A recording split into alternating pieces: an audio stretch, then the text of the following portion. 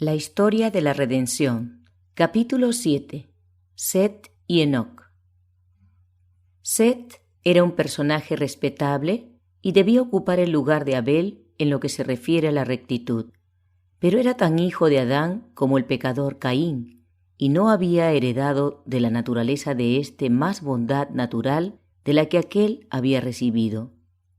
Nació en pecado, pero por la gracia de Dios y al aceptar las fieles instrucciones de su padre Adán, honró a Dios, pues hizo su voluntad.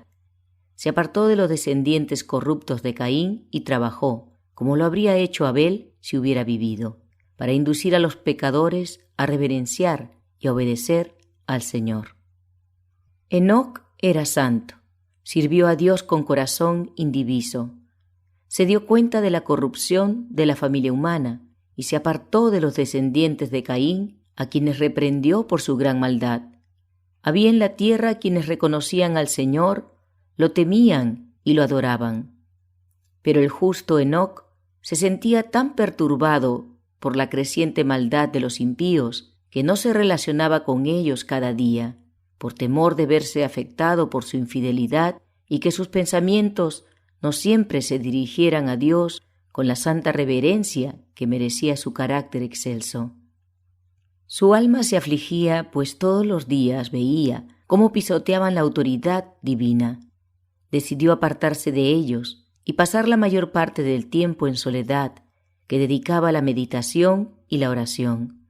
Permanecía ante el Señor y oraba para saber su voluntad más perfectamente, de manera que la pudiera cumplir. Dios se comunicaba con Enoc por medio de sus ángeles y le daba sus divinas instrucciones. Le hizo saber que no siempre contendería con el hombre en su rebelión, que su propósito era destruir la raza pecadora mediante las aguas de un diluvio que caería sobre la tierra. El puro y hermoso jardín del Edén, de donde habían sido expulsados nuestros primeros padres, permaneció en la tierra hasta que Dios decidió destruirla por medio del diluvio. El Señor había plantado ese jardín y lo había bendecido de manera especial, y en su maravillosa providencia lo sacó del mundo, y lo devolverá a éste más gloriosamente adornado que antes que fuera retirado.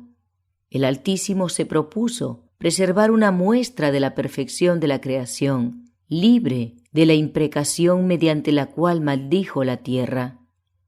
El Señor desplegó más ampliamente ante Enoc el plan de salvación, y por medio del espíritu de profecía lo condujo a lo largo de las generaciones que vivirían después del diluvio, y le mostró los grandes acontecimientos relacionados con la segunda venida de Cristo y el fin del mundo. Enoc estaba preocupado por los muertos. Le parecía que los justos y los impíos irían juntos al polvo y que ese sería su final.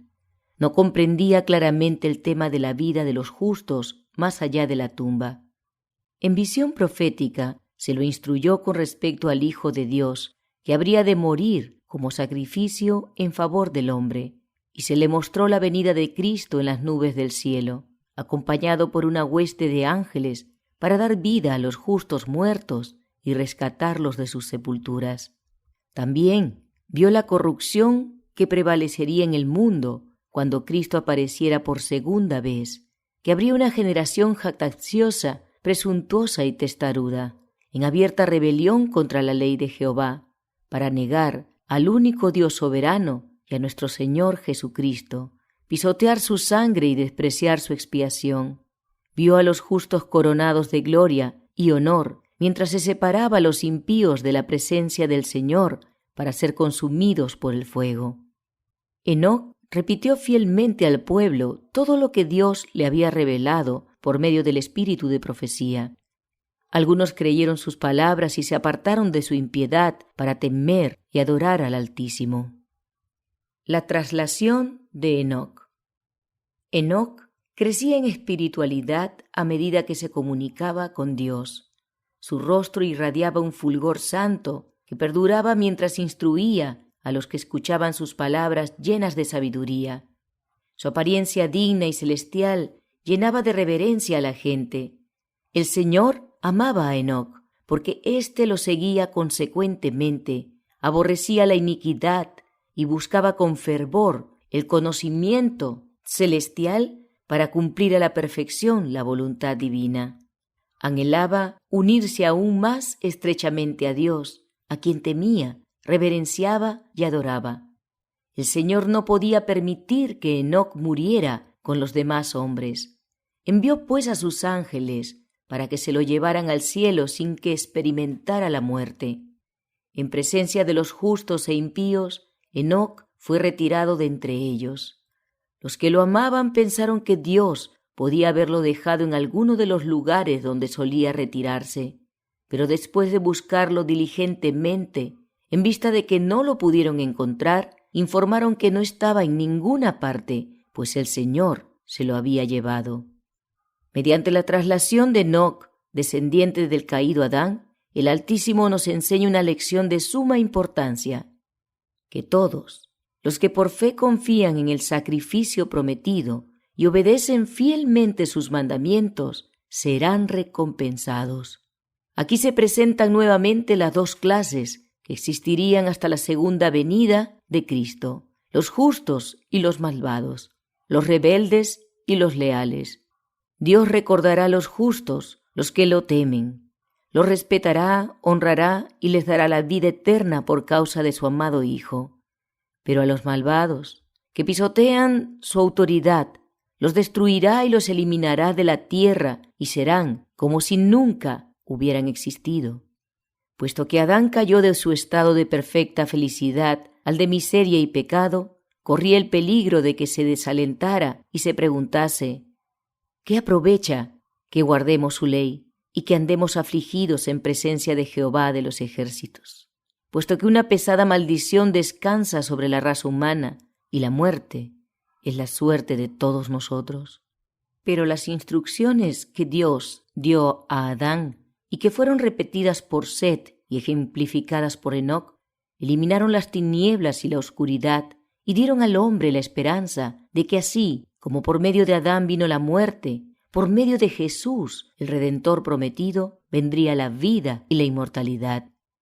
Mediante el caso de Enoc, se enseñó a los descorazonados, fieles, que aunque estaban entre gente corrupta y pecadora, que vivía en abierta y osada rebelión contra Dios, su Creador, si obedecían y tenían fe en el Redentor prometido, podrían vivir una vida justa como el fiel Enoc, serían aceptados por el Señor y finalmente llegarían al trono celestial.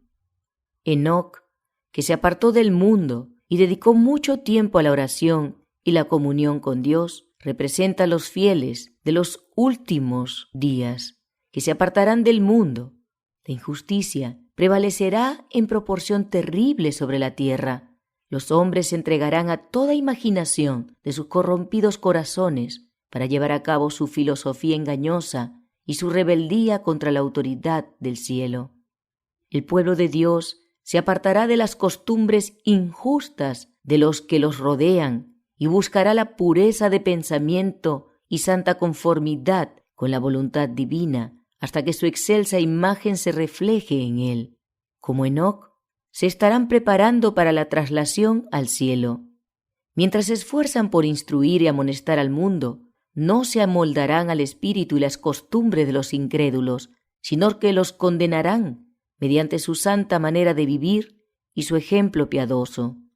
La traslación de Enoc, poco antes de la destrucción del mundo, por medio del diluvio, representa la traslación de todos los justos que vivirán en la tierra antes de la destrucción de ésta por medio del fuego. Los santos serán glorificados en presencia de los que los odiaron por su leal obediencia a los justos mandamientos de Dios.